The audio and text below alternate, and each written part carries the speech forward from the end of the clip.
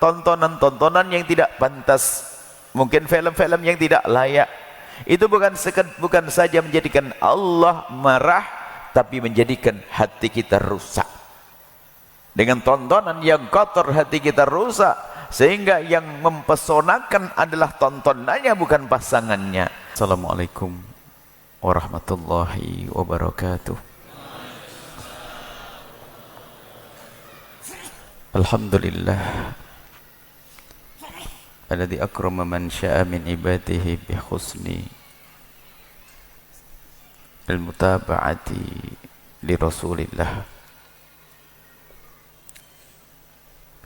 Alhamdulillahilladzi akrama man syaa min ibadihi bi mahabbati Rasulillah sallallahu alaihi wasallam.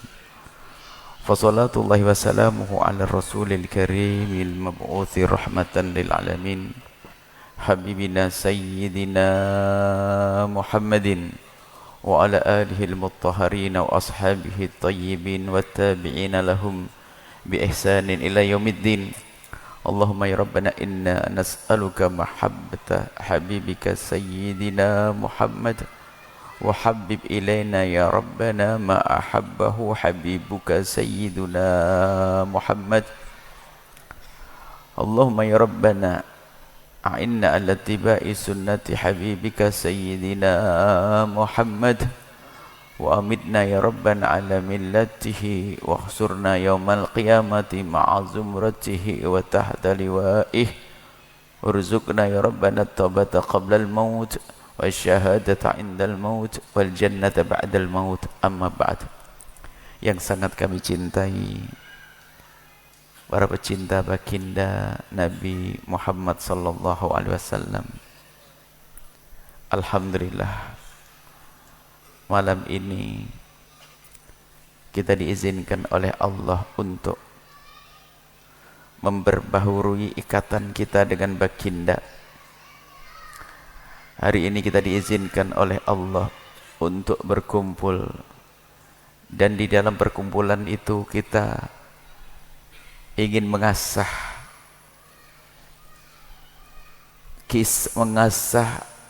menguatkan ikatan hati kita dengan baginda Nabi sallallahu alaihi wasallam.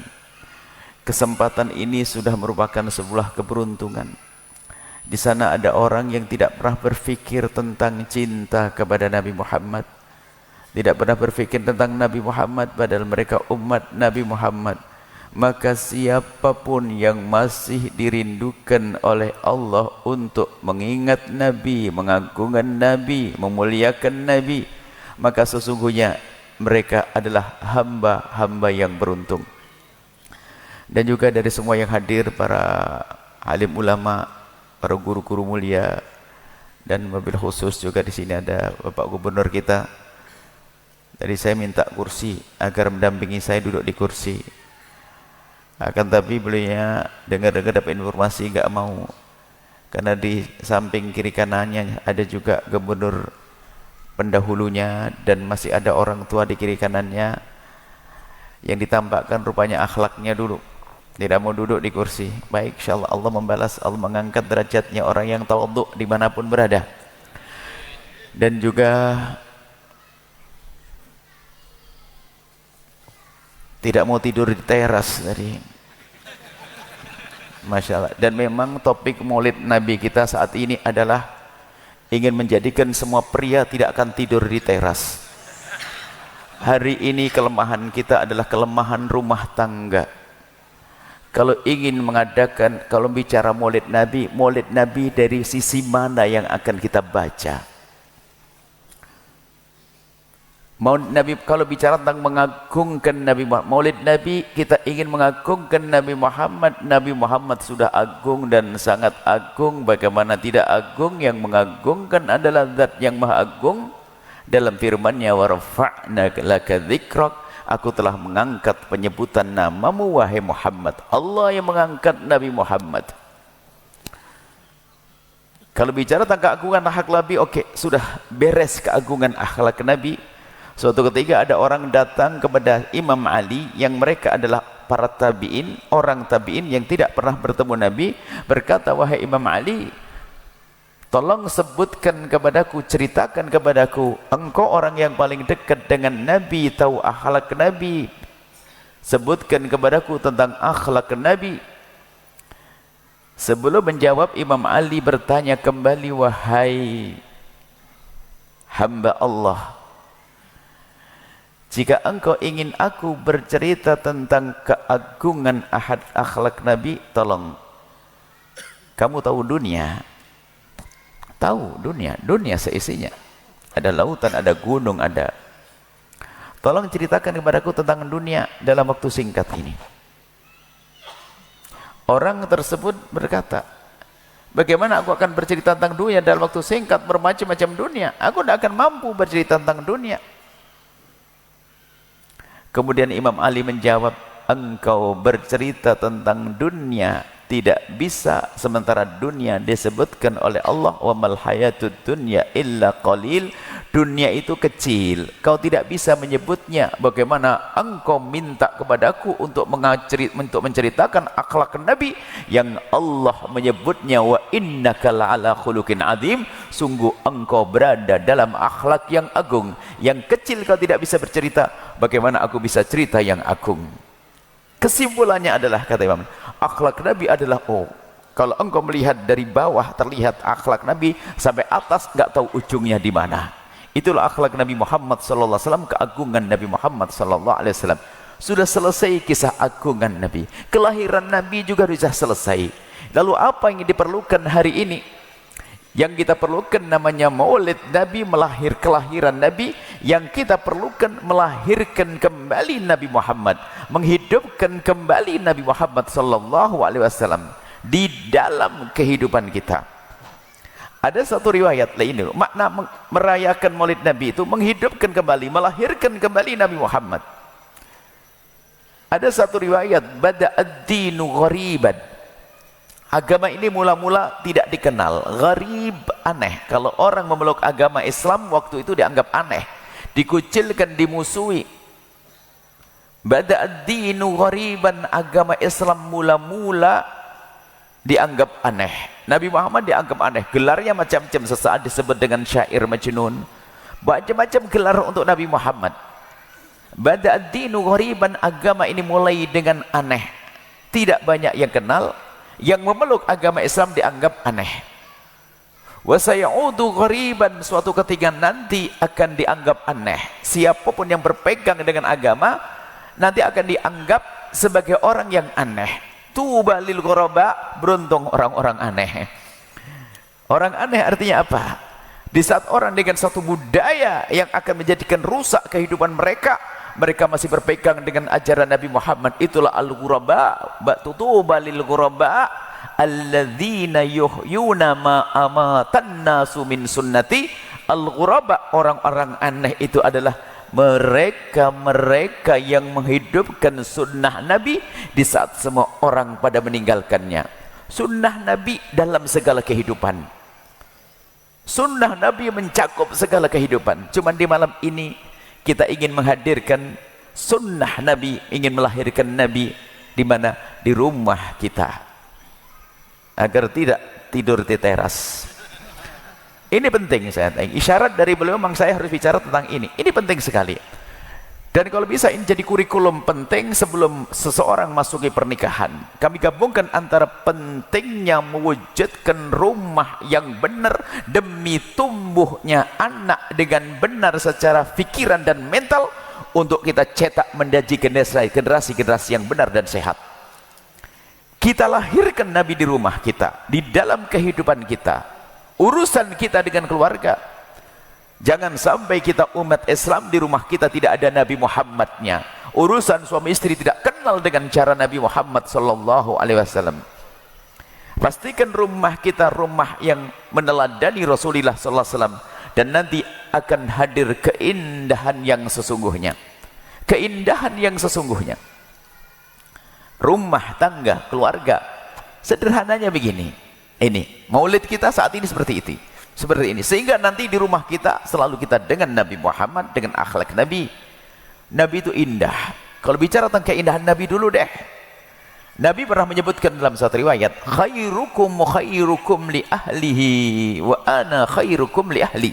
Sebaik-baik kalian adalah yang paling baik kepada keluarganya, dan aku adalah orang yang paling baik terhadap keluargaku. Terjemahan sederhananya adalah begini: suami yang baik adalah suami yang baik kepada istrinya, istri yang baik adalah istri yang baik kepada suaminya, bapak ibu yang baik adalah bapak ibu yang baik kepada anaknya, anak-anak yang baik adalah anak-anak yang baik dengan bapak ibunya, dan begitu seterusnya.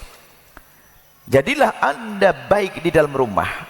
Dan ini sepertinya ini harus menjadi sebuah kurikulum, mungkin semacam peraturan, difasilitasi, ada kursus sebelum menikah bagaimana menjalani hidup rumah tangga, supaya di saat masuki rumah tangga dengan persiapan, jangan sampai di dalam rumah tangga yang terjadi nanti percekcokan, perselisihan karena ketidakmengertian. Belum lagi nanti akan mendidik anak dengan salah, akhirnya anak pun rusak karena salah di dalam mendidik. Kami hadirkan dalam pertemuan singkat ini rambu-rambu saja. Detailnya insya Allah kalau ada kajian rutin selanjutnya kita bahas satu demi satu hingga tuntas pendidikan keluarga dan pendidikan mendidik anak. Kita mulai dari gini rumusnya, rumah tangga Anda harus indah. Sebab Nabi Muhammad mengajarkan keindahan dan kemesraan.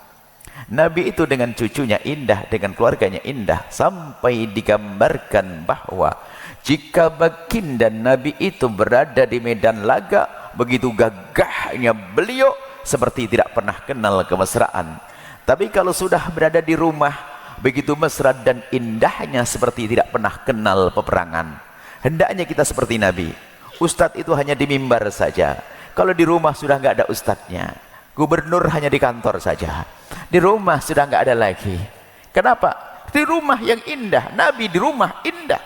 Sebagai seorang suami yang penuh kasih dengan istri. Jangan mentang-mentang ustadz, gaya ustadznya dibawa ke rumah langsung ketemu istrinya. Bukan kalimat indah atau bukan sapaan indah, malah assalamualaikum wahai istriku, abah mau baca Quran 4 juz dulu ya, sholatnya 20 rakaat ya, keburu ngantuk nanti istrinya. Bukan, di rumah yang indah. Ibadah itu banyak para ibu dan bapak. Kami ingatkan, kita perlu membangun keakraban di rumah kita. Rumahmu, kami ingatkan, jika Anda tidak sesuai dengan yang kami omongkan, sudah jangan sombong. Selamat tinggal kesombongan. Kalau Anda sombong, Anda akan sengsara sepanjang masa, dunia dan akhirat. Membuat perubahan malam ini.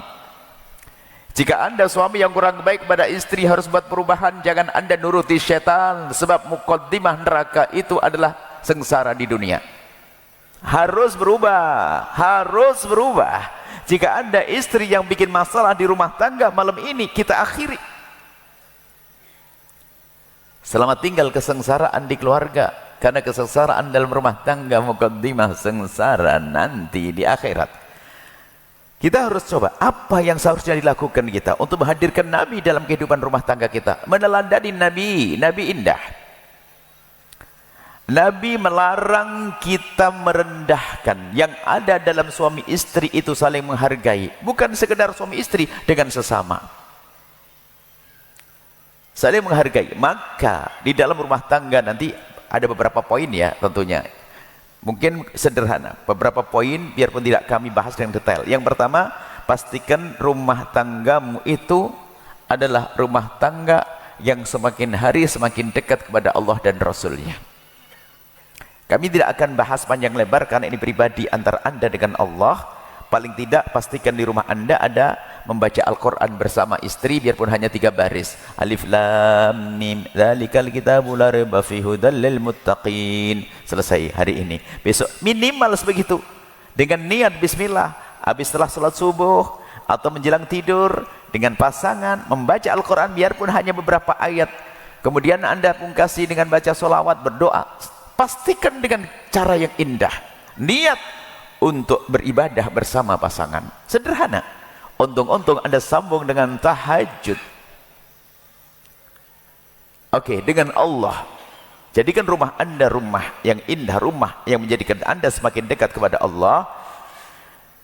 Dan juga hindari hal-hal yang dimurkai oleh Allah. Televisi Anda, handphone Anda, jangan mengusir malaikat rahmat, karena yang ditonton adalah hal-hal yang tidak baik. Dan itu menjadi sebab Allah murka, tontonan-tontonan yang tidak pantas, mungkin film-film yang tidak layak. Itu bukan saja menjadikan Allah marah, tapi menjadikan hati kita rusak. Dengan tontonan yang kotor hati kita rusak, sehingga yang mempesonakan adalah tontonannya bukan pasangannya. Bangkit syahwat karena tontonannya bukan pasangannya. Ini pun tidak akan kita bahas panjang lebar, kami ingin masuk bab yang lain. Hindari dan ingat pendidikan dari Al-Quran. Kullil mu'minina yaghuddu min absarihim.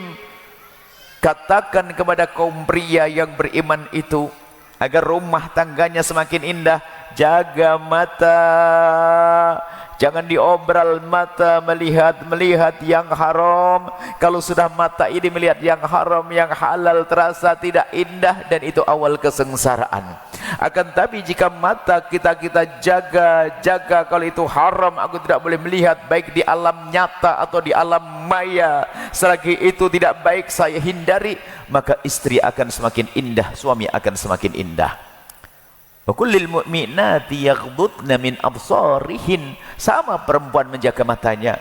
Jangan sampai naudzubillah ditinggal suaminya kerja di rumah, kesibukannya melanglang dengan handphonenya untuk merusak hati dan matanya. Tidak, ujung-ujungnya adalah dia tidak terpesona dengan suaminya, tidak terpesona dengan pasangannya. Itu awal kehancuran. Ini pun tidak kita bahas panjang lebar, hanya kami isyaratkan rusaknya ini juga merusak keluarga. Jadikan rumah kita rumah Allah, rumah dekat kepada Allah, rumah yang dekat kepada Nabi Muhammad SAW. Yang kedua adalah, ini hanya mukaddimah saja, isinya nanti di pertemuan yang berbeda. Suri toladan dari baginda Nabi dari sisi mencari keberkahan, agar rumah tangga Anda indah, ambil keberkahan dari orang tuamu. Maka rumusnya sederhana. Hei istri, ajari suamimu agar semakin hari semakin baik dengan bapak ibunya, bukan ibumu. Hei para suami, ajari istrimu agar semakin hari semakin baik dengan bapak ibunya. Rumusnya sederhana. Hei para istri, ajari suamimu agar semakin hari semakin baik dengan bapak ibunya.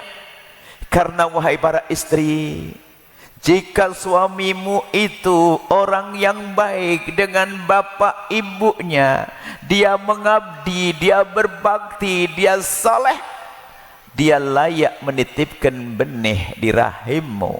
Tapi kalau laki-laki itu jahat sama bapak ibunya, gak peduli dengan bapak ibunya, durhaka kepada bapak ibunya, akan menitipkan benih di rahimmu, akan jadi penjahat generasi selanjutnya. Hati-hati. Maka rugi jika engkau hai istri tidak mengajari suamimu baik-baik dengan bapak ibunya. Dan juga hai para suami, jika istrimu itu orang yang baik dengan bapak ibunya, dia punya hati, dia punya perasaan, dia punya bakti, maka layak engkau menitipkan benih di rahimnya. Kalau dia tidak baik sama bapak ibunya, jahat, tak peduli, durhaka, engkau nitipkan benih di rahimnya, akan tumbuh penjahat generasi kedua. Kita harus paham makna ini. Di balik pengabdian kepada orang tua akan ada keberkahan. Hari ini ada loh ya, seorang suami yang melarang istrinya dekat dan baik sama orang tuanya, atau sebaliknya, karena dia bodoh, tidak mengerti. Bahkan kalau dalam dunia merayu, rayuan dahsyat dengan cara pengabdian, rayuan agung, rayuan. Kalau merayu pasangan bukan kita akan bulan madu di atas awan, itu mahayal. Akan tapi coba kita gambarkan sederhana saja. Tapi kami tidak ingin Anda hanya faham dengan akal Anda, tapi batin Anda, hati Anda yang memahami. Contoh begini, simak. Wahai para suami dan istri, suatu ketika istri mengajak suami belanja ke warung, kedai atau supermarket, dan biasa suami adalah yang bayari dan sebagainya. Sang istri minta ditemani sang suami untuk belanja. Pergilah suami istri ke toko, ke supermarket belanja.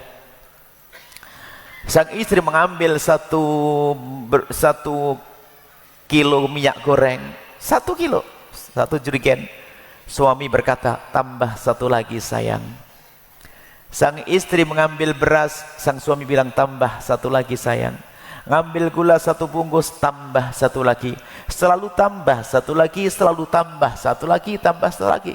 Istri berkata, abang untuk apa? Sudahlah sayang, ambil aja. Setelah diambil semuanya oleh sang suami, dibayarin. Dibayar oleh sang suami, dibawa pulang.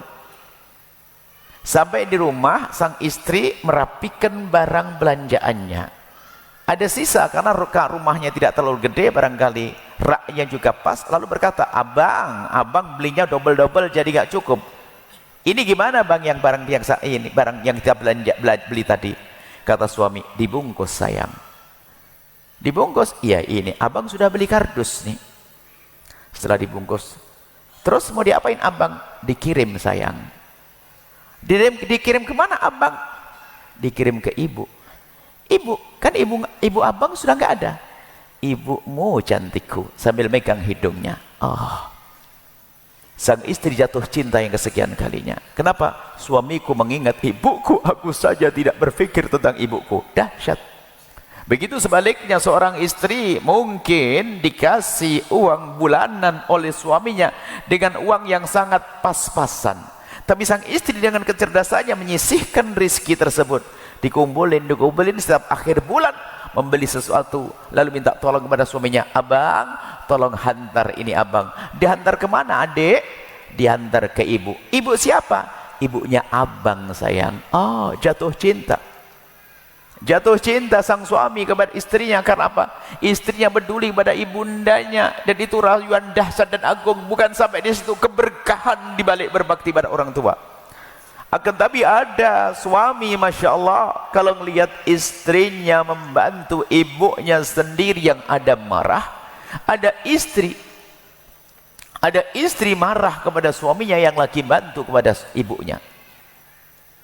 Itu musibah. Suatu ketika ada orang bertanya kepada kami, perempuan, ia berkata bahwa Buya, saya sudah menjadi pegawai negeri. Tidak tahu beritanya apa kok tiba-tiba cerita pegawai negeri. Nah, terus, ya saya sudah punya gaji. Oh alhamdulillah.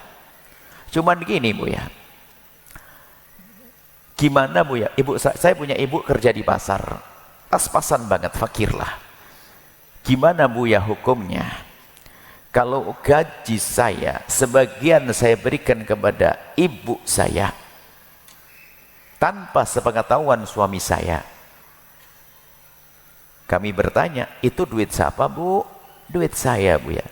Kalau duitnya ibu, boleh ibu kasih ke siapa saja. Orang di pinggir jalan juga boleh, apalagi kepada ibu sendiri. Tapi kalau duit suami harus izin loh ya. Kalau duit suami nggak boleh, harus izin. Tapi kalau duitmu sendiri boleh kamu berikan ke siapa saja. Oh duit saya Bu ya. Oke. Kalau duitmu itu boleh. Lalu dia berkata, alhamdulillah saya nggak dosa. Kemudian kami bertanya, ibu boleh saya bertanya? Boleh. Tanya apa Bu ya? Memangnya kenapa suamimu kalau tahu kok memberi ibumu saja kamu tidak ngasih tahu suamimu? Dia sambil mengangkat dada berkata, Buya pernah ketahuan sekali suamiku marah-marah dalam hati saya, tapi saya tidak berani mengungkapkan. Rupanya suamimu itu adalah iblis pakai kopiah putih. Kalau ada suami yang larang istrinya berbuat baik, biarpun katanya pakai imamah, namanya iblis pakai imamah. Kok bisa istrinya mau berbuat baik kepada orang tuanya dilarang? Kalau memang anda laki-laki baik akan berkata begini, wahai istriku, kemanapun kau pergi kau harus izin, tapi kepada ayah ibundamu untuk mengabdi nggak pakai izin-izinan. Mestinya seperti itu, bukan malah dilarang. Melarang itu ngajari durhaka. Begitu sebaliknya, ada pertanyaan suatu ketika seorang laki-laki tiba-tiba bertanya, Buya kan selalu ngajari kompak. Cuman saya ini dalam hal ini nggak bisa kompak. Dalam hal apa? Ibu saya ini janda. Saya punya adik kelas 6 SD. Ayah saya baru meninggal dunia. Dan yang paling sukses adalah saya. Mau tidak mau, saya jadi tulang punggung. Terus, dalam hal ini saya tidak kompak dengan istri. Dalam hal gimana? Saya tuh membantu ibu saya tidak pakai izin istri saya. Diam-diam. Apakah boleh begini ini? Kami tanya, Pak, istri sudah kasih nafkah? Sudah. Mobil ada, semua lengkap deh, cukup. Kalau istrimu sudah engkau beri nafkah, selebihnya kau boleh kasihkan siapa saja uangmu, apalagi ke ibu. Dan dia berkata, alhamdulillah, jadi nggak apa-apa ya. Nggak apa-apa, cuman boleh saya tanya, apa Bu ya?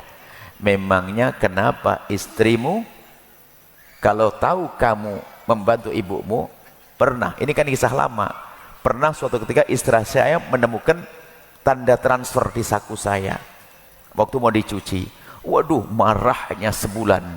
Dalam hati saya berkata, rupanya ada juga wewe gombel pakai kerudung. Wewe gombel tuh, tahu wewe gombel?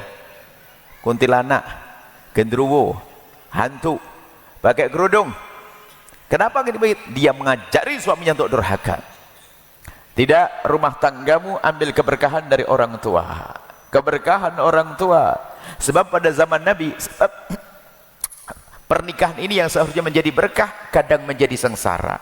Sengsaranya dimulai dari kadang sebelum menikah. Nikah nggak peduli dengan izin orang tua, petunjuk orang tua, demi cinta. Ada ini awal kehancuran. Setelah menikah, kisah Alqamah bagaimana? Setelah menikah berubah dengan orang tua. Ini ada. Akan tapi pernikahan Anda pernikahan istimewa. Setelah menikah, Anda harus semakin dekat kepada orang tua. Kuncinya sederhana, hei istri, ajari suamimu agar semakin hari semakin baik dengan bapak ibunya. Wahai suami, agar ajari istrimu agar semakin hari semakin baik dengan bapak ibunya. Hati-hati. Kalau istrimu baik, maka itulah istri yang solehah. Suami baik dengan bapak ibunya, suami yang soleh. Kita lanjut sampai di sini. Koreksi, ayo yang biasa ngelarang istrinya karena kebodohan. Kadang-kadang baca kitab Uqudul Jan, ini santri ngantuk. Baca kitab Uqudul Jan tapi ingat bacanya kebalik barangkali. Atau dia hanya seneng liwat, ketinggalan.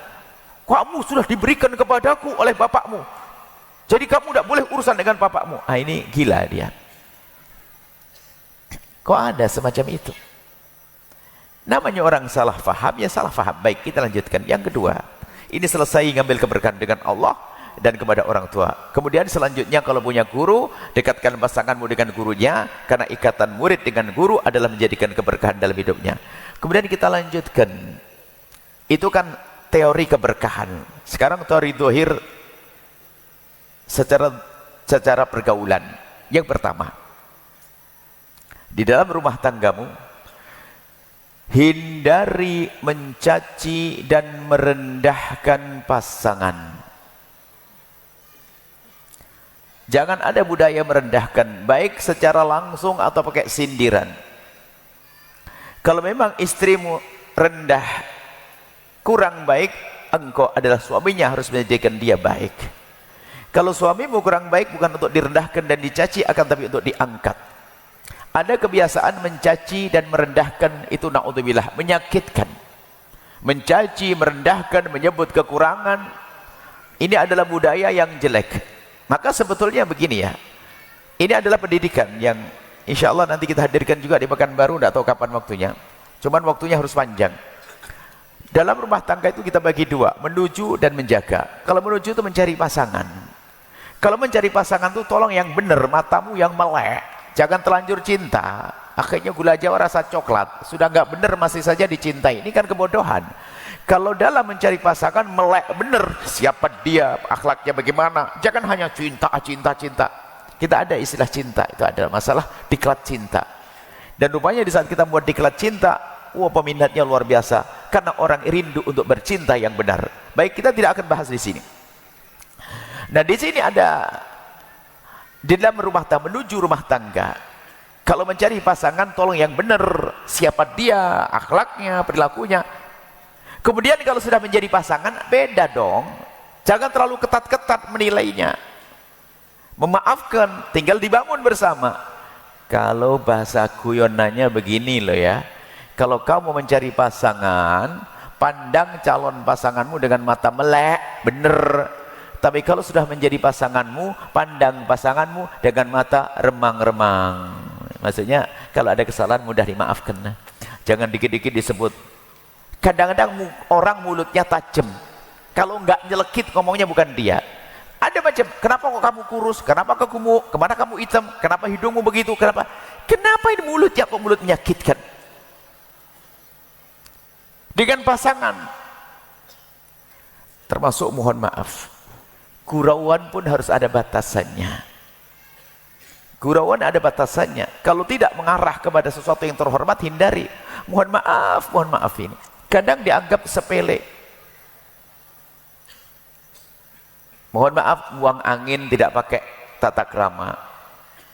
Itu bisa menjadikan satu suasana yang tidak indah. Jangan dianggap sepele.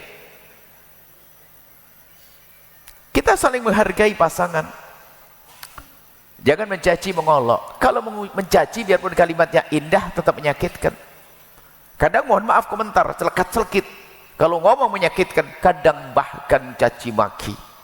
Sesaat dibilang binatang, kucing, ada binatang, kalau sampai dikatakan mulutnya mulut kebun binatang. Semuanya ada untuk menyifati pasangannya. Suami menyebut istrinya kucing, kadang dibilang guguk, anjing. Aneh, suami menyebut istrinya anjing. Siang dibilang anjing, malam digauli, berarti dia telah menggauli anjing. Kebodohan. Istri juga demikian, menyebut istrinya, suaminya dengan sebutan jelek. Kita hindari, pastikan lesanmu lesan muslim. Man salimal muslimuna min lisanihi wa yadihi. Lesanmu lesan yang selamat. Jangan biasa merendahkan, mencaci, mengolok. Biarpun mohon maaf kalimatnya indah, kalau menyakitkan ya menyakitkan. Biasa, anggap saja begini deh, pakai kalimat lembut, ayang, pakai ayang-ayangan. Pakai kalimat lembut, sayang. Iya abang, ada apa bang? Ayang, iya. Kenapa sih mulut ayang begitu? Nah, kurang ajar. Kayaknya pakai sayang-sayang, mulutnya celkit. Setelah dibilang begitu, dia tersakiti hatinya, rusak hatinya, sehingga dia ingin membalas. Akhirnya dibalas, ya abang, kenapa mulut abang juga begitu? Balas kan? Pasti. Sehingga yang ada caci maki, olok-olokan. Kalau bicara kekurangan, semuanya punya kekurangan, hai hamba Allah. Biarpun katanya engkau sempurna, ada kekurangan. Maka jika pasangan punya kekurangan, engkau punya kekurangan. Maka hari ini kita hindari mengucapkan kalimat yang menyakitkan secara terang-terangan atau halus. Mana sih yang lebih bagus, rambut keriting atau rambut lurus? Bingung kan? Sebab yang rambutnya lurus pengen dikeriting, yang rambutnya keriting pengen dilurus. Nah, yang ada adalah syukur. Lah ini ada manusia, semuanya adalah kelebihan. Tidak perlu kita saling merendahkan, mencaci, mengolok, apalagi menyifati fisik yang dia tidak bisa merubahnya. Memang begitu, matanya begitu, hidungnya begitu, mulut begitu. Itu sudah suamimu, itu istrimu. Halal yang Allah berikan. Sudah, syukur. Jangan biasa mencaci rumah tangga, tidak boleh caci maki. Hanya kebodohan, sungguh. Laki-laki baik tidak akan mencaci istrinya biarpun istrinya layak dicaci. Dan istri yang baik tidak akan mencaci suaminya biarpun suaminya layak dicaci. Enggak kebayang loh kita tuh bagaimana caci maki. Mencaci bagi orang yang punya hati enggak bisa. Dengan orang biasa saja enggak bisa, orang lain, apalagi ibu anak-anaknya, ayah daripada anak-anaknya. Hindari. Ini langkah-langkah awal, tolong biar di budaya di rumah Anda budaya ngomong yang baik. Jangan bicara ngomong yang tidak baik. Kemudian setelah itu apa? Hindari kekasaran di rumah. Ngomong kasar maksudnya, ngangkat suara, dikit-dikit marah dan sebagainya. Sebab mencaci dan ngomong kasar itu kalau ada di dalam rumah itu diam-diam akan jadi contoh buat anak. Kami gambarkan begini sederhananya. Putra seorang anak umur 18 tahun membuka kamarnya, mau keluar, lalu melihat ibunya di meja makan sama ayahnya lagi cubit-cubitan dan suap-suapan. Sang anak melihat, sekejap dia melihat, sepintas dia melihat, balik ke kamarnya, dia pejam mata. Bersama pejam matanya akan masuk ke dalam dirinya bermacam-macam kebaikan. kekaguman, oh ibuku menghargai ayahku, oh ayahku menghargai ibuku, oh ibuku memperhatikan ayahku, dan seterusnya. Tersimpulkan dalam dirinya, aku gak boleh macam-macam sama ayah. Kalau aku macam-macam sama ayah, mama pasti marah. Ini diam-diam karena melihat kemesraan. Sama di saat melihat seorang istri, mohon maaf, jadilah contoh yang baik di dalam keluargamu. Rusak anakmu adalah dari dirimu, jangan salahkan orang lain. Kita menyekolahkan anak mondok di sana sini, di rumah rusak. Anak di pondok sebentar benar sampai di rumah rusak kembali. Ini perlu serius ingin perhatikan rumah. Contoh, jika seorang istri diingatkan oleh suaminya, ayang jangan gitu dong, masalah nggak boleh dong, astagfirullah, masya Allah. Di saat diingatkan sang suami, ternyata sang istri menoleh, tersenyum dan mendekat kepada suaminya. Bahkan mungkin sambil mengecup kening suaminya lalu berkata, abang, terima kasih, abang telah mengingatkan saya, masya Allah, tambah ganteng deh. Dilihat oleh seorang anak. Anak melihat pemandangan ini, masuk ke otaknya satu pendidikan, bahwa kalau aku diingatkan seperti itu harusnya. Seorang suami diingatkan oleh istrinya, tolong hei suami, biasanya yang sok sombong kan suami. Kalau diingatkan oleh istri, apapun peringatannya, sambut dulu, karena anda contoh bagi anak anda. Langsung, makasih istriku tercinta, masya Allah, ingetin abang, masya Allah, tambah cantik deh, masya Allah, tambah cantik deh, salam, makasih. Sang anak melihat pemandangan seperti itu, singkat, sesuatu itu dilihat singkat, tapi tertanam di hatinya, oh begitu kalau aku diingatkan. Berbeda di saat seorang anak, ini coba anda perhatikan sebagai contoh untuk bahan renungan. Di saat seorang anak lihat ibunya diingatkan oleh ayahnya, yang jangan gitu dong, itu gak boleh. Alah bang, kenapa sih banyak ngomong gini aja gak boleh, ribet. Cerewet, diingatkan, sang anak ngerekam. Bahwasanya kalau diingatkan, aku harus seperti itu. Makanya kalau di rumah anda ada anak, anda ingatkan kok membangkang, jangan-jangan anda pernah ngasih contoh, anda tidak sadar. Kalau memang contohnya baik, gak bisa ngapain, gak bisa ngomong dia. Ibu diingatkan, ayahku malah mencium dan meluknya. Allah, gak mungkin dia berani karena contohnya semacam ini.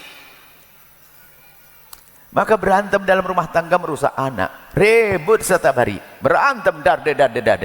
Ini pemandangan rumah yang indah. Coba pemandangan rumah yang sebelah. Seorang anak gadis umur 18 tahun buka kamarnya, ngelihat ayah ibunya di ruang tamu berantem. Apa katanya sang anak? Lanjutkan sampai pagi. Tiap hari berantem. Tertanam di otaknya contoh bahwasanya kalau aku punya masalah ya ribut kayak begitu, sehingga waktu pergi ke sekolah dia disinggung sama kawannya, berantem sama kawannya. Ini belum, itu masih di sekolah. Nanti kalau menikah, biarpun dia mendapatkan suami yang sangat baik, soleh, lembut, tetap manusia. Di saat dia salah, rame berantem. Kenapa? Dia tidak mengerti kalau menyikapi kesalahan, kecuali harus berantem menurutnya. Ini coba rumah tangga anda, rumah tangga indah. Tolong ya, ini sederhana, ini muqaddimah, sehingga setelah ini anda mencari bagaimana agar rumahku indah. Kita punya sesuatu, ada beberapa poin, kurang lebih ada 6 poin bagaimana rumah tangga anda indah. Di antara ini kami hadirkan singkat. Selamat tinggal dengan caci maki, selamat tinggal dengan mudah marah-marah di rumah, ngangkat suara, sombong. Ini kesombongan dalam rumah tangga hindari. Kalau diingatkan, makanya saya tambah lagi, mudah mengingatkan dan mudah diingatkan. Jadi kalau anda diingatkan, tadi sudah masukkan, ucapkan kalimat terima kasih, makasih telah diingatkan. Abang tambah gandeng deh ngingetin saya. Dilihat oleh sang anak sebagai contoh. Dan budaya komunikasi hidup nanti. Kalau seorang suami diingatkan oleh istrinya dengan gaya soknya, sombongnya, lo gebrak itu, diam kau, gebrak meja, diam. Istri di esok harinya sudah tidak berani lagi mengingatkan, lebih baik diam, terserah dia masuk neraka, nyungsep. Sebab kalau diingatkan marah-marah, yang rugi anda. Itu suami. Kalau suami gebrak meja atau buka pintu. Kalau istri, kalau diingatkan oleh sang suami,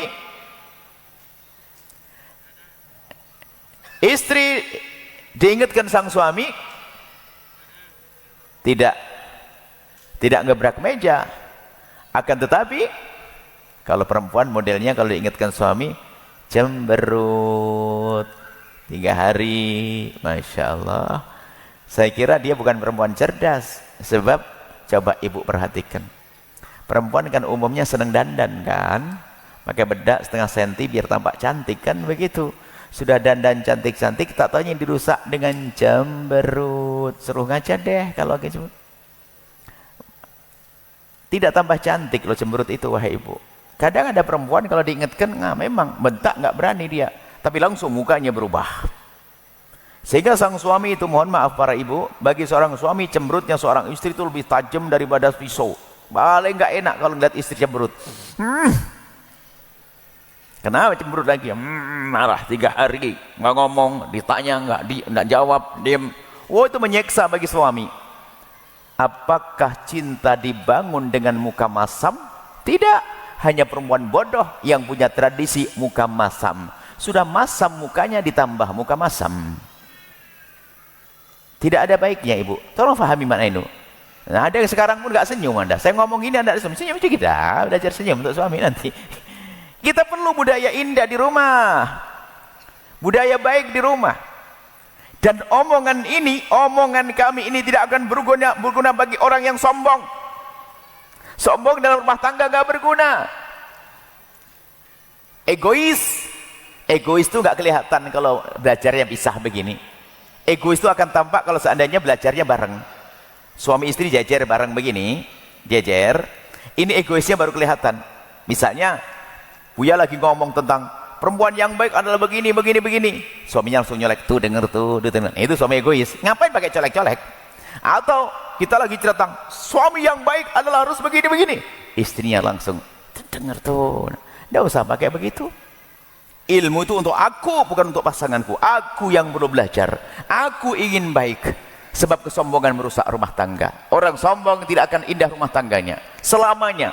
Egois. Sehingga suami nanti ujung-ujungnya suami bukan dikagumi, suami ditakuti. Kayak monster gendruwo tadi, kayak monster menakutkan suami. Sehingga istri kalau dengan suaminya diskusi nggak berani, usul nggak berani, ngomong nggak berani, rumah tidak indah. Suami istri juga ada istri menyeramkan, istri menakutkan ada, yaitu mudah cemberut dan seterusnya. Baik ya, selesai. Selamat tinggal dengan budaya-budaya semacam itu. Mudah mengingatkan, budaya ceria, jangan gampang marah-marah. Marah itu nular. Marah itu nular. Kalau sudah ada seorang suami mudah marah kepada istri, istri bertahan mungkin hanya beberapa minggu. Setelah itu pada akhirnya ketularan juga marah-marah. Suasana rumah itu marah. Sehingga kalau sudah biasa marah akan tercipta satu lingkungan yang tidak sehat. Tumbuh anak-anak yang sakit mentalnya. Ketemu orang marah makanya menjadi orang emosian. Budaya keluarga yang suka emosi di masyarakat menjadi tidak indah. Baik, ini sampai di sini. Kita lanjutkan. Kemudian setelah itu, ayo ya, kita sudah mencoba rumah tangga yang indah, lembut, tidak ada caci maki, memberi contoh yang baik. Kemudian saya kasih mukhatimah urusan Anda dengan keluarga dan anak-anak. Memang namanya maulid, kita hanya sekedar gebiar saja, tidak akan kami hadirkan sedetail-detailnya. Selanjutnya, bagaimana urusan Anda dengan anak-anak Anda, wahai hamba Allah. Yang pertama, Anda dengan anak-anak Anda. Yang pertama adalah jangan biasa patahkan, rusak mental mereka. Cara menegur, hari ini betul kita belajar memperlakukan anak. Khususnya banyak jadi korban anak pertama. Karena bagi orang tua yang belum punya pengalaman mendidik, akhirnya karena terlalu tinggi target kita. Pengennya cepat pinter, cepat bisa. Sehingga lupa kita sertai emosi. Kita sertai emosi. Sehingga ibu-ibu itu kalau ngajar Quran, jangan, bahaya itu. Biar orang lain yang ngajar. Kadang-kadang ngajar Quran itu nggak kuat. Anaknya salah sedikit, ini loh matanya, ini loh baba, ini loh kamu itu coba konsen. Ibu biasa begitu, suka marah-marah. Jadi anak begitu itu bukan tambah konsen, tambah pecah. Atau sederhananya, kita ini hari ini dengan anak, kita harus bersaing. Karena hari ini anak kita biasa dengan pergaulan yang bermacam-macam, yang sangat berbeda dengan zaman kita dulu. Zaman dulu itu urusan anak itu lebih banyak dengan orang tuanya karena nggak ada media sosial.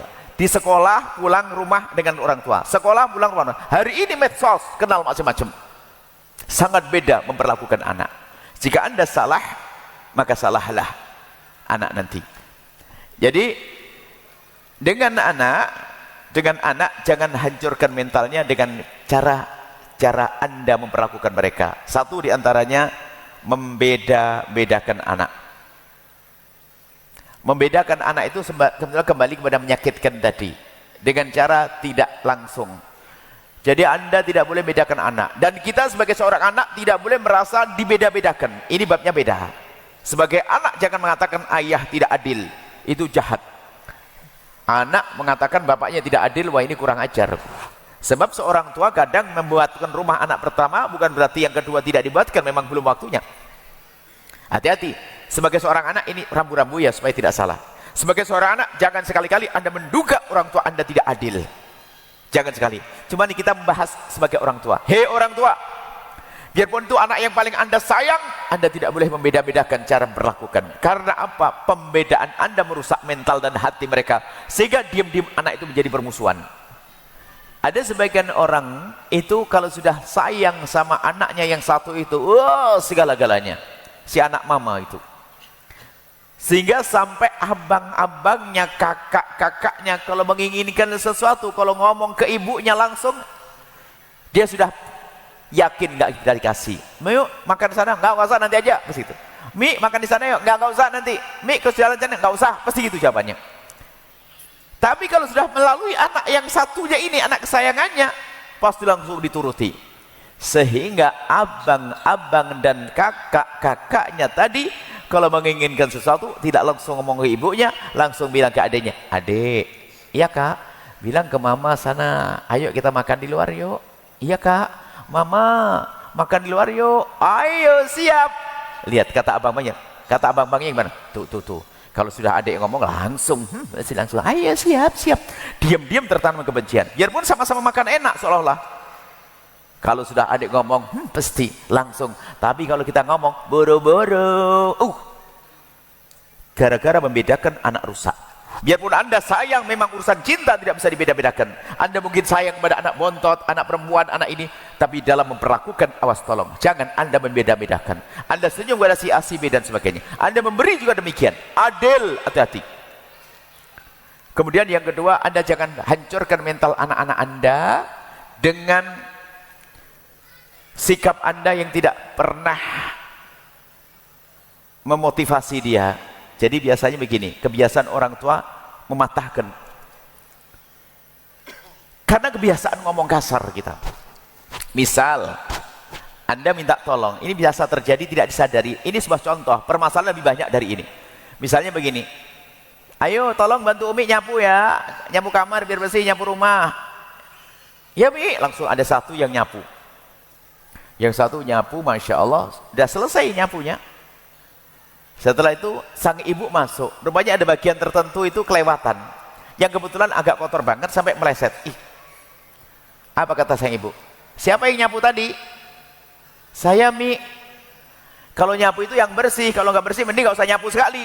Loh, kenapa kok ngomong begitu? Marah. Kenapa kok gaya ngomong tidak enak? Apakah itu membangkitkan, menghidupkan mental yang menyehatkan? Itu merusak. Sehingga sang anak kecewa. Aduh, aku sudah nolong, tahu malah disalahin, dimarahin. Kalau sama mama nggak ada benernya. Kenapa Anda tidak merubah dengan cara yang indah? Misalnya, coba ada. Biarpun ini belum terjadi dalam rumah Anda harus mencoba. Misalnya, di saat Anda menyuruh anak-anak Anda mengerjakan sesuatu, kok kerjaannya belum beres, jangan dicaci tentang kesalahannya dulu, tapi sanjung dulu karena dia telah menjalankan tugas Anda. Misalnya, siapa yang nyapu tadi? Saya Umi. Masya Allah anak Umi cantik, solehah banget. Makasih sayang ya, sambil ikut cumannya. Makasih. Cuman nanti sayang, kalau nyapu jangan ada ditinggal kayak gini dong, kan bahaya ya. Makasih ya. Gitu kan enak. Bukan pakai, nggak usah nyapu sekali, nggak usah hanu sekali, nggak usah ini. Aduh. Dan ini banyak terjadi di hari ini. Sehingga seorang anak sudah kurang penghargaan pada orang tuanya. Berarti yang merusak anak kita sendiri. Kemudian yang terakhir yang kami hadirkan, poin-poinnya masih banyak. Budaya hadir dalam keluarga. Hadir maksudnya apa? Memaksimalkan sebuah pertemuan. Mungkin anak Anda kuliah, ya kuliah di Medan, pulang pergi sebulan sekali atau seminggu sekali.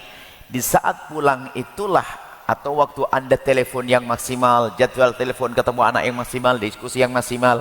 Waktu anak Anda pulang, mungkin anaknya pada tinggal di pondok, waktu pulang maksimallah Anda dengan mereka.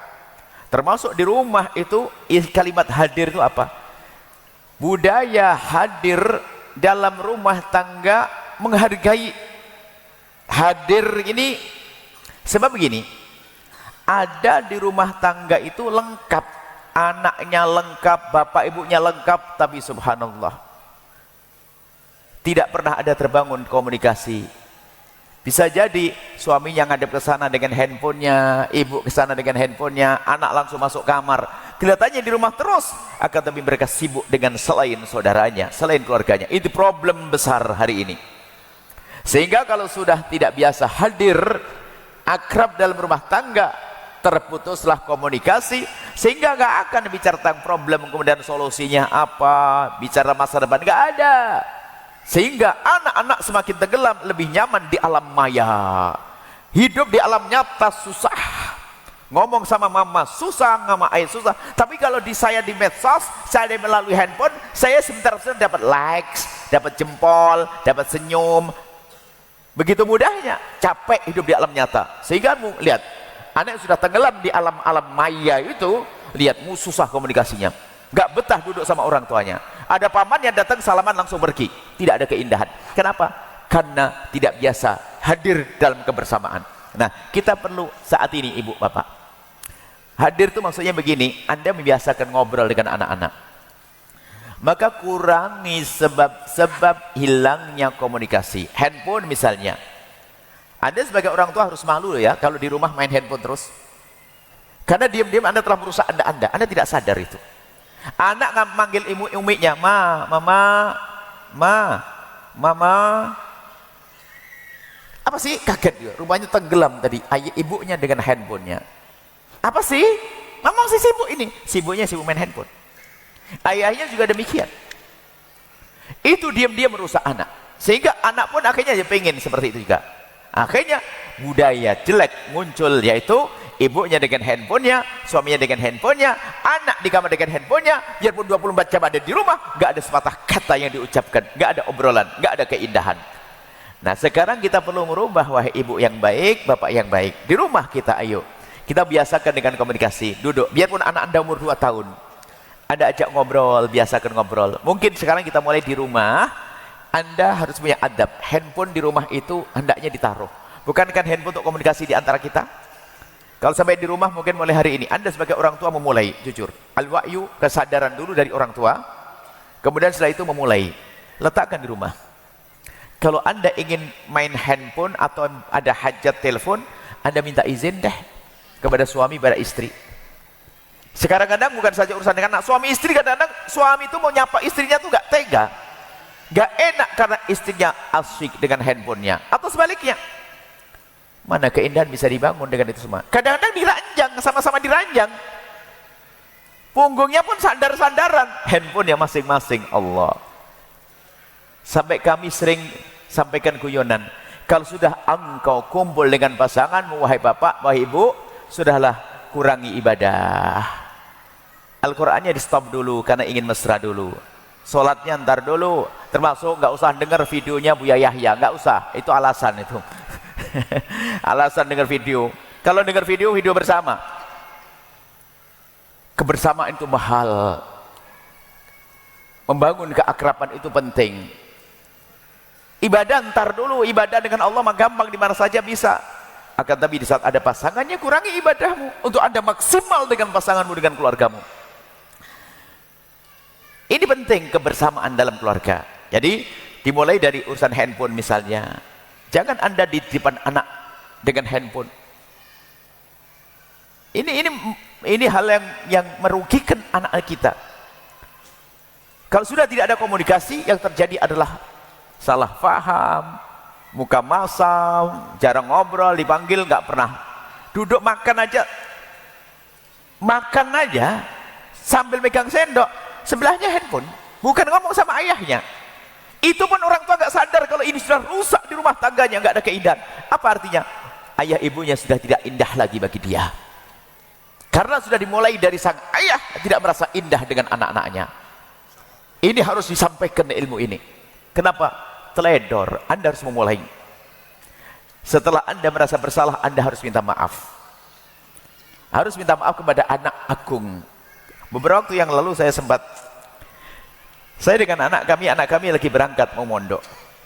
Anak kami yang ini mau berangkat mondok, pamitan jam 10 malam dia mau berangkat. Iya, nah, mau berangkat. Kebetulan kami lagi megang handphone, kami mau nunjukkan video, ada video baru dia. Video di foto-foto itu mau saya tunjukkan. Cuman saya kan tidak pinter-pinter amat main handphone, jadi saya nyari kelamaan. Di saat lagi konsen saya nyari begini, dia salaman, saya setengah sadar. Setelah saya ketemu handphonenya, dia sudah pergi naik ke mobil. Saya nyesel, la ilaha illallah. Baru besoknya saya telepon, nak, Ali ingat enggak kemarin waktu kamu berangkat, Buya lagi ngapain? Dia enggak kepikiran apa-apa, tapi mesti ingat itu. Cuman dia bingung, ngapain ya? Ngapain sih Buya? Enggak tahu, lupa. Pasti ingat, cuman lupanya maksudnya, dia tidak tahu maksud saya apa. Enggak tahu, kenapa Buya? Ingat enggak waktu kamu keluar, Buya lagi ngapain? Enggak ingat dia katanya. Buya megang handphone dia, oh iya Buya megang handphone. Loh berarti kan tahu dia. Sebenarnya itu terekam di otaknya, terekam di hatinya kalau saya megang handphone. Lalu saya jelaskan, Buya salah, seharusnya Buya tidak megang handphone, seharusnya Buya ngelepas kamu. Enggak apa-apa Buya. Iya, tapi Buya minta maaf kan? Enggak apa-apa kan? Buya minta maaf sekarang. Dan juga kebetulan tadi itu saya pengen nunjukkan video kamu. Artinya meminta maaf itu bukan sebuah kesalahan.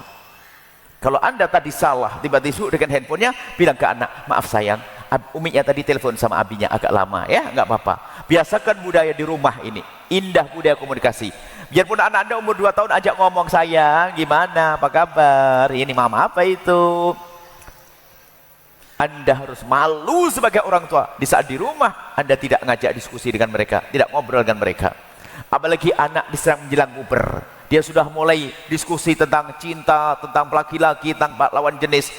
Jika ibunya, ayahnya tidak menjadi kawan terdekatnya, maka kawannya adalah bebas yang ada di sana, yang merusak urusan kehidupannya.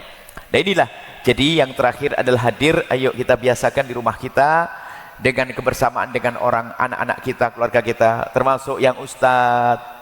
Kalau harus murojaah, ya minta izin.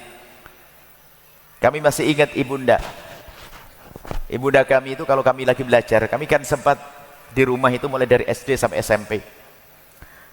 Umi kami di samping kami, di samping kanan kami. Setiap kami belajar, beliau ada di sini.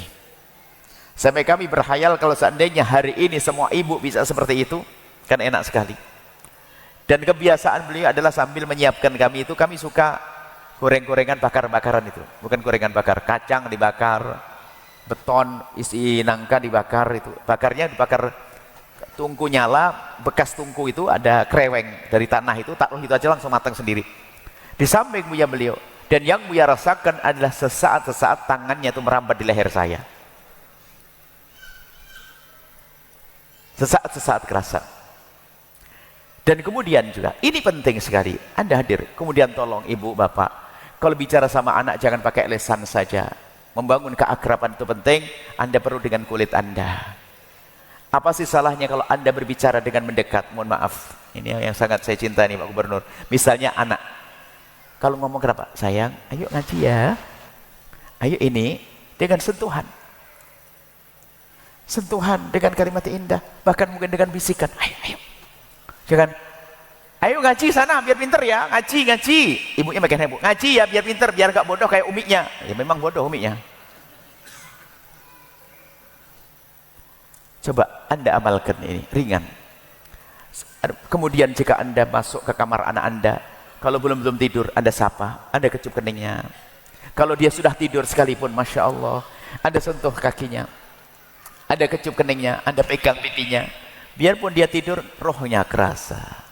Rohnya merasa, apalagi di saat dia melek langsung sadar, uminya, abinya perhatikan, akan tumbuh sesuatu yang dahsyat di dalam hatinya. Sesuatu yang agung di dalam hatinya. Ini sisi yang terlupakan dalam kehidupan. Kenapa kita sering sibuk dengan yang jelas? Handphonenya berjam-jam kita. Hari ini kita dikuasai oleh benda kecil handphone. Sehingga bunyinya adalah, aku dimiliki handphone, bukan handphone milikku. Nah, kita akan dikuasai. Yang dulu katanya handphone ini tujuannya adalah mengurangi kesibukan kita. Ternyata hari ini handphone menjadikan kita sibuk. Nggak ada hentinya. Ayo para bapak ibu, para bapak, maulid kita hari ini adalah kembali kepada keluarga dengan keindahan, sehingga nanti akan muncul generasi yang sehat, anak-anak patuh, udah dengar orang tua, indah, bahagia rumah tangga, moga timah keindahan kelak di surga bersama Nabi Muhammad SAW. Kemudian nanti ada pendidikan tentang anak. Tolong wahai anak, kalaupun nanti ternyata ayahmu seperti yang Buya sebutkan tadi, ayahmu kasar, ibumu kasar, kamu tidak boleh menyerah. Kamu yang memulai untuk membuat kelembutan di rumah. Jangan menyalahkan saja. Hati-hati. Karena apa? Ayahmu punya nasib tidak belajar seperti kamu. Maka maklumi, jangan salahkan orang tuamu. Ini bab beda. Jangan sampai setelah majelis ini anak nyalahkan bapaknya semuanya. Bapakku begitu makanya saya begini. Bapakku keras makanya begini. Wah, ini anak sengsara. Memang kalau ngaji, kalau tidak lengkap nanti bisa pincang nanti. Insya Allah pertemuan yang akan datang kami akan hadirkan bagaimana seorang anak dengan orang tuanya untuk sukses dunia, sukses akhirat. Ini saja. Kemudian tadi Masya Allah disampaikan Pak Gubernur tentang program-program beasiswa yang ada di Mesir. Kemudian nikmat membuat asrama di sana. Dahsyat. Itu sisi yang terlupakan. Kampus-kampus untuk mencetak dokter, insinyur, alhamdulillah luar biasa. Akan tapi mencetak ulama harus dipikirkan sehingga ada keseimbangan. Ustadz-ustadz, Masya Allah, penerus dakwah bagi Nabi SAW. Dan keterlibatan orang-orang seperti beliau penting dan perlu punya kekuatan, punya kemungkinan untuk melakukan itu semuanya. Dan mengucapkan terima kasih. Dan juga semuanya harus sadar, pendidikan untuk anak-anak Anda, pergaulan untuk anak-anak Anda, lingkungan anak-anak Anda. Dan bersama ini juga kami sampaikan, alhamdulillah, kami ingin mengajak kepada siapapun. Al-Bahjah sudah ada di Pekanbaru, pesantren Al-Bahjah itu ada di mana-mana. Kita ada pesantren dengan para pejuang namanya Al-Bahjah. Ada di Jawa Timur, Jawa Tengah, Jawa Barat, Bogor, ada Sumatera, Kalimantan, sampai ada di Malaysia juga ada. Termasuk di sini ada di Pekanbaru, Dumai, Bengkalis, dan Bukit Kerikil sama Bukit Kapur ada Al-Bahjah. Dan kami sederhana, yuk kami mengajak semuanya untuk bisa berjuang. Kita ingin kaya di akhirat. Kalau saya ngandalkan umroh, setelah umroh selesai, nggak bisa umroh kalau mati. Sholat dengan mati kita selesai. Tapi membuat pondok pesantren ini dahsyat. Cuma dengan catatan, tolong ada rambu-rambunya. Ada rambu-rambunya. Kami mengajak ini, ada pondok kami promosikan. Tapi jangan salah, bagi siapapun yang sudah punya ikatan dengan seorang guru, jangan memutus hubunganmu dengan gurumu hanya ingin bergabung dengan kami. Kami datang bukan untuk merebut Anda dari tangan guru Anda.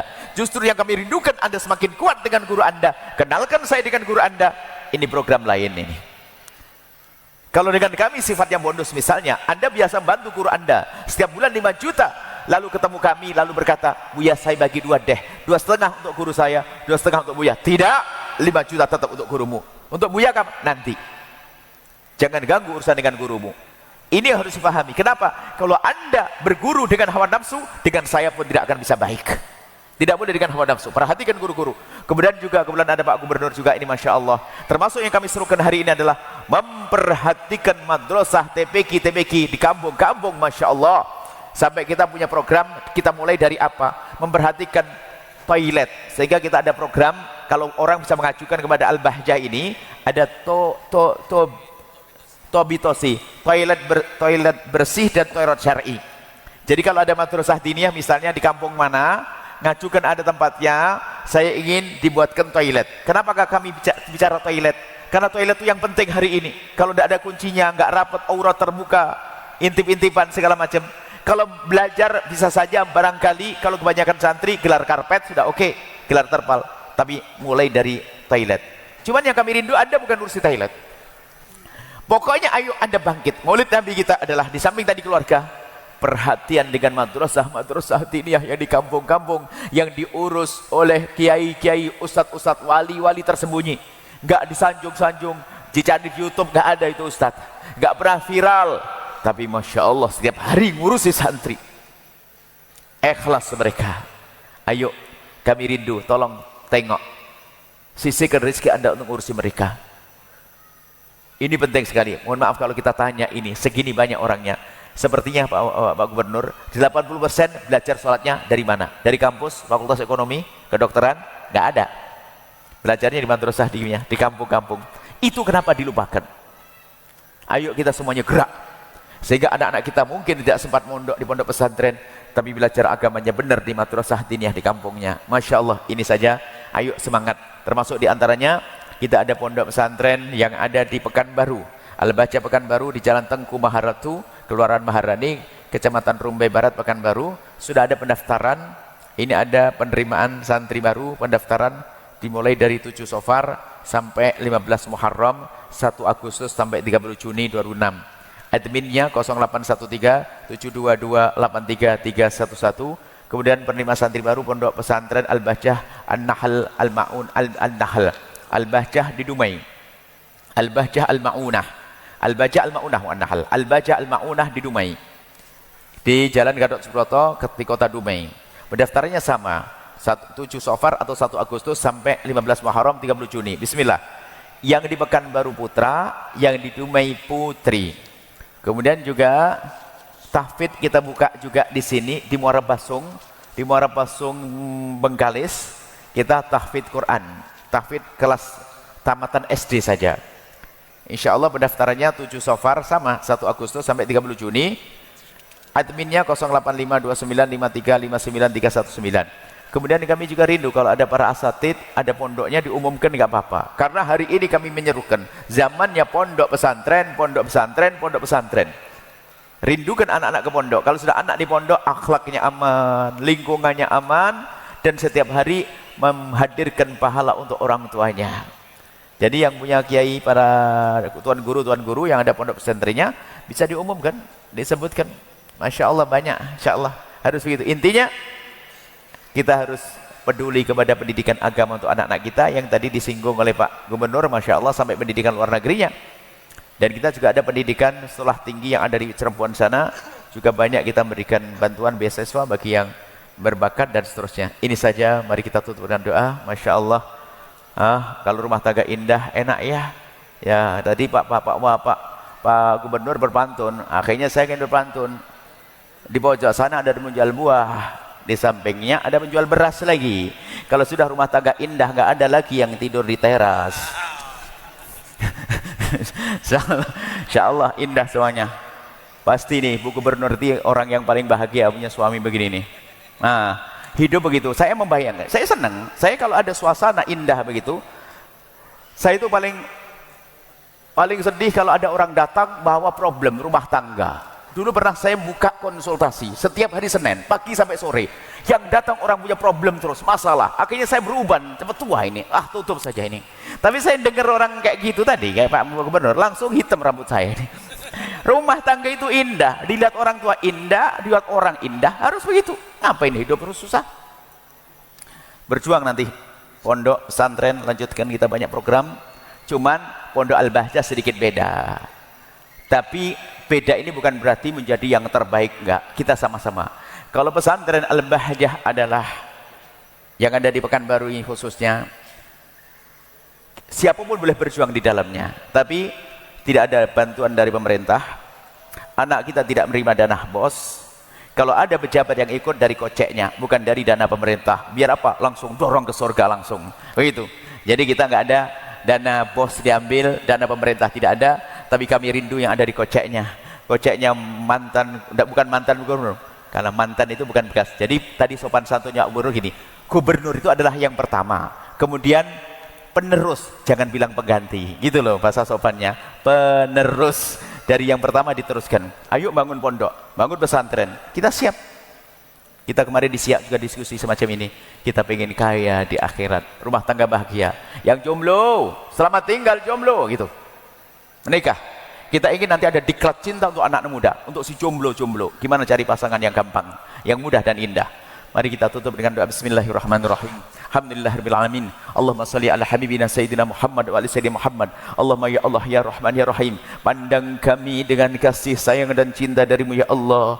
Berikan kepada kami segala kebaikan di dunia dan di akhirat. Kami mohon ya Allah, ampuni orang tua kami dan guru-guru kami. Berikan kasih sayangmu kepada mereka ya Allah, orang tua kami dan guru-guru kami. Mudahkan kami untuk berbakti pada mereka ya Allah.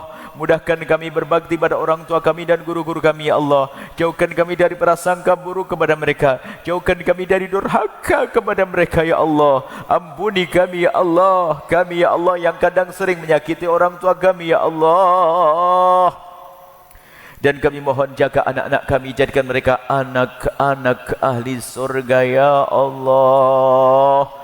Anak-anak kami ya Allah, jika ada di antara yang hadir ini ya Allah, jika ada di antara yang hadir ada yang mempunyai anak badung, bandel, jauh dari kemuliaan, kami mohon berkat perkumpulan mulia ini ya Allah, kembalikan anak-anak itu ke jalan yang Kau ridhai ya Allah. Kami tidak ingin ada orang tua yang hadir ke majelis mulia ini lalu mereka sedih di saat melihat anak-anaknya.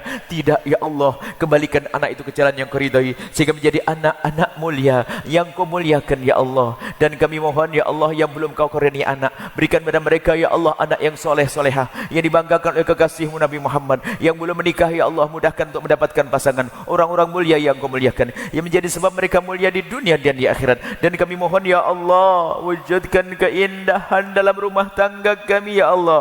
Suami istri yang saling mencintai karenamu ya Allah. Jauhkan kami dari percekcokan di rumah tangga kami ya Allah. Ganti dengan keindahan ya Allah. Jauhkan kami dari merendahkan pasangan kami.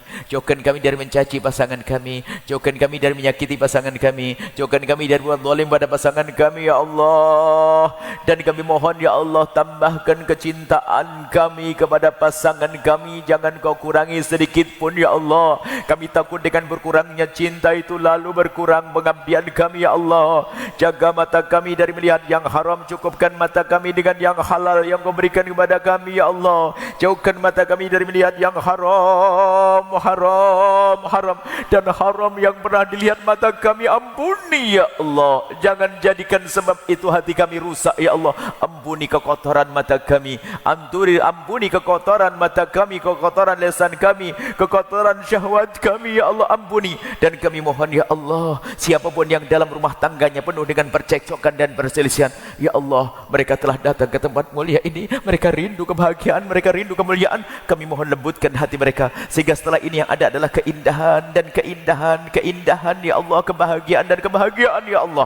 Dan kami mohon ya Allah, yang sempit rezeki lapangkan dengan rezeki yang halal penuh berkah, yang sakit sembuhkan, yang punya hutang mudahkan kami dalam bayar hutang-hutang kami. Dan kami mohon ya Allah, jauhkan kami dari benci, dengki, dendam kepada sesama kami, ganti dengan cinta. Jadikan kami hamba yang saling mencintai karenamu. Jauhkan kami dari benci dan dendam ya Allah, dendam hilangkan di hati kami. Maka kami mohon ya Allah, jika ada orang menyakiti kami, zalim pada kami, aniaya kepada kami, menfitnah kami, menggunjing kami, prasangka buruk kepada kami mohon ampuni mereka ya Allah. Jangan hukum mereka, mereka umat kekasih-Mu Nabi Muhammad ya Allah. Dan kami mohon ya Allah, ampuni kami semua ya Allah. Jangan cabut nyawa kami sebelum Kau ampuni dosa kami. Kami takut menghadap-Mu dengan dosa-dosa kami yang sangat banyak, yang kami tidak mampu menghitung satu demi satu. Akan tetapi Kau Maha tahu. Ampuni dosa kami ya Allah, dosa kami ya Allah. Jauhkan kami dari sebab kehinaan, jauhkan kami dari segala yang Kau murkai. Maka kami mohon, jauhkan kami dari minuman keras. Siapapun ya Allah, baik yang di dalam masjid, di luar masjid, yang dengar suara ini ya Allah, jadikan mereka ahli surga-Mu. Yang pernah terpeleset dalam minuman keras, kami mohon berikan kesadaran dan ampuni mereka ya Allah.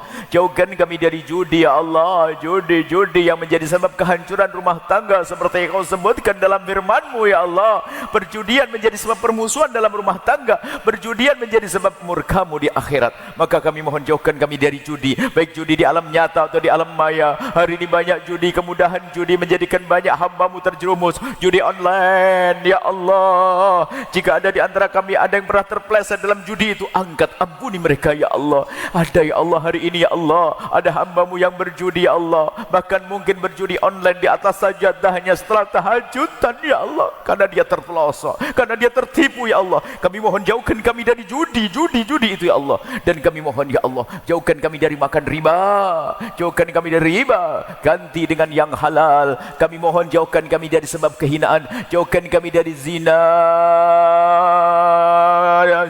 dan mukaddimah zina ya Allah, zina yang busuk, hina yang busuk, zina yang busuk ya Allah, zina yang hina di diri, zina yang busuk ya Allah, busuk di diri, busuk di keluarga, busuk di masyarakat, hina di dunia, hina di akhirat. Ya Allah, jauhkan kami dan umat kekasih-Mu Nabi Muhammad dari zina itu ya Allah. Jika ada di antara kami, ada hamba-Mu yang pernah terpeleset dalam hina dan busuknya zina, kami mohon berikan kesadaran ya Allah, bencikan kepada zina ya Allah, dan ampuni dia, tutup aibnya di dunia sehingga di dunia tidak terhinakan, dan tutup aibnya di akhirat sehingga di akhirat tidak Kau hukum ya Allah.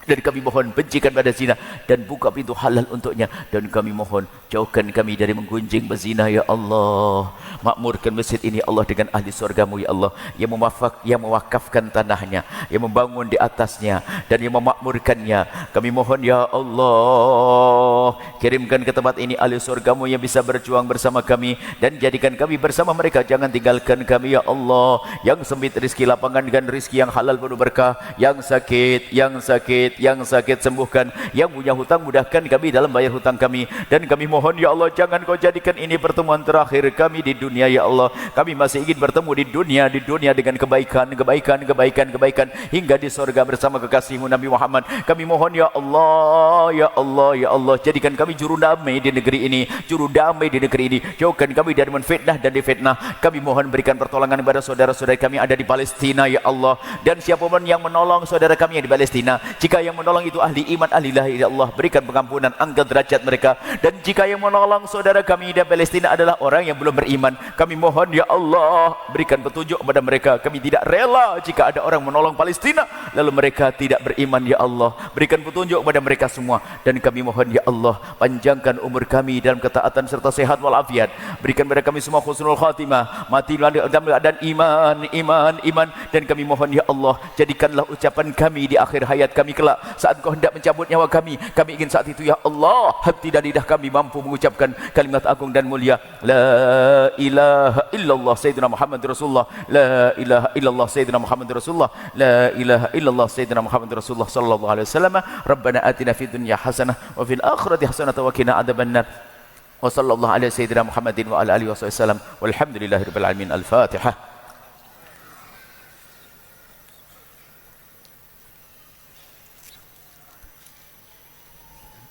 Terima kasih, mohon maaf dan mohon doa selalu. Wabillahi taufiq hidayah. Assalamualaikum warahmatullahi wabarakatuh.